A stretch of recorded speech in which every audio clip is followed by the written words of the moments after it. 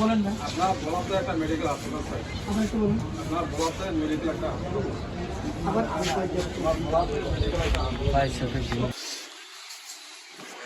পাশেই video shooting চলতেছে। একটা অসুস্থ একটা অ্যাক্সিডেন্ট নিয়ে একটা ভিডিও হবে।